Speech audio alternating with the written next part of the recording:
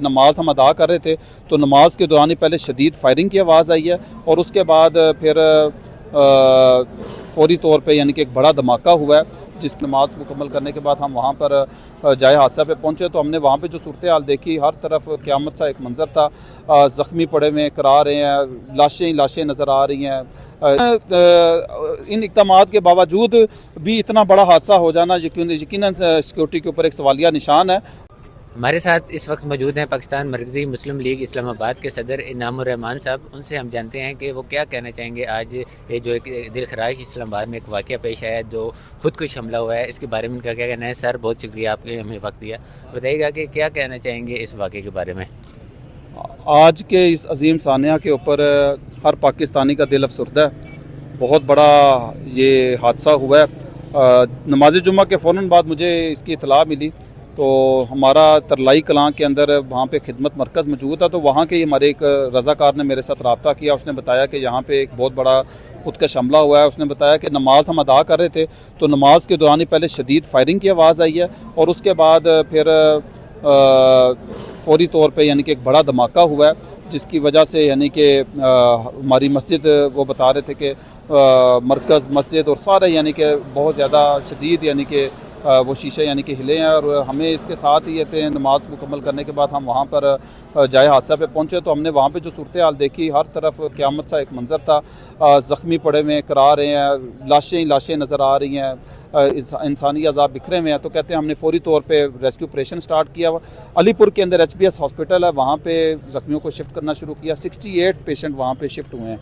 इसके साथ ही हमने जो हमारी एम्बुलेंसें हैं वहाँ पर हमने रवाना की हैं, उन्होंने ज़ख्मियों को शिफ्ट किया। फिर इसके बाद दूसरी टीम हमारी पिम्स हॉस्पिटल पहुँच गई और साथ ही हमने पोलियो क्लिनिक भी अपनी टीम को रवाना किया है, जहाँ पे हम मौजूद हैं।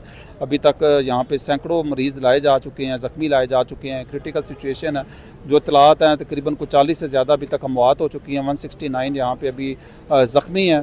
तो बहरहाल बहुत मुश्किल तरीन सूरत हाल से इस वक्त इस्लामाबाद की आवाम और ख़ास तौर पे मैं बात करूँगा कि जिस तरह मामबारगाह में हुआ है तो हमारे जो यानी कि अहले तशी हैं वो बहुत मुश्किल सूरत हाल से गुजर रहे हैं और हर पाकिस्तानी इस टाइम गमज़दा है, परेशान है। तो हम जो लवाहिकीन हैं उनके लिए, जो उनके अजीज़ व अक़रबा इस दुनिया से जा चुके हैं, उनकी मग़फ़िरत की दुआ करते हैं और ज़ख्मियों के लिए हम उनकी सेहत की दुआ करते हैं। बहरहाल इस मौके के ऊपर हमें एक कौम बनकर अपने दुश्मन को ये एक दिनदान शिकन ज़रूर जवाब देना चाहिए कि पाकिस्तान के अंदर इस टाइम जो आग लगी हुई है, बलोचिस्तान KPK को देख लें। चंद माह पहले इस्लामाबाद के अंदर भी खुद का हमला कचहरी के अंदर हुआ था और अभी ये फिर ये उससे बड़ा सानिया दरपेश हुआ है। तो इस वक्त पाकिस्तानी कौम हालत जंग के अंदर है। तो हमें अपने अज़ली और अब्दी दुश्मन है जो उससे किसी तरह की भी खैर की तवक्का नहीं रखनी चाहिए। हमने जो सेफ्टी के इंतजाम है वो भी करने चाहिए और इसके साथ साथ हमें इसका भरपूर उसको जवाब भी देना चाहिए। अच्छा, मुझे बताइएगा कि आप क्या समझते हैं कि ये जो धमाका हुआ है एक दफ़ा फिर तो फ़िरका वारियत की आवाज़ इस्लामाबाद के अंदर तो नहीं जी जा रही? जी बिल्कुल, मैं ये समझता हूँ कि इस वक्त पाकिस्तान के अंदर हर तरह से जो मुखालिफ क़ुव्वतें हैं वो बरसरे पैकार हैं।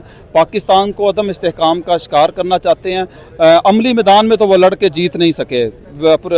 10 मई को सारी कौम ने देखा कि किस तरह से पाकिस्तान ने उसका जवाब दिया। हमेशा ये फितनातुल हिंदुस्तान का ये तरीक़ाकार रहा है कि मैदान के अंदर ये लड़कर जीत नहीं सके तो ये फिर अपनी मुख्तलिफ प्रॉक्सीज़ के ज़रिए पाकिस्तान को इंतशार और खलफशार का शिकार करते हैं। और इस वक्त भी यही सामने वाज़ह तौर पर चीज़ें नज़र आ रही हैं कि जिस तरह एक इबादत गाह के अंदर दाखिल होकर ये हमला किया गया, सारा ये एक फ़िरका वारियत को वो उसी तरह से हवा देकर आपस में शिया सुन्नी फसाद करवाना चाहते हैं। ये इस्लामाबाद की सिक्योरिटी पे नाफिज करने वाले इदारों के ऊपर ये बहुत बड़ा सवालिया निशानी है।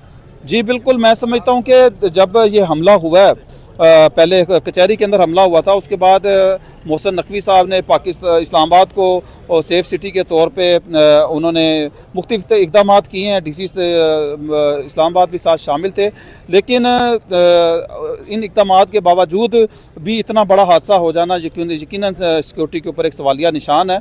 और हम हुकूमत से और इसके साथ अपने इदारों से भी ये मुतालबा करते हैं कि हमें दावों की बजाय अमल की तरफ ज़्यादा जाना चाहिए और जो भी जहाँ पे भी लूप होल्स हैं उनको कवर करके आवाम की जानो माल का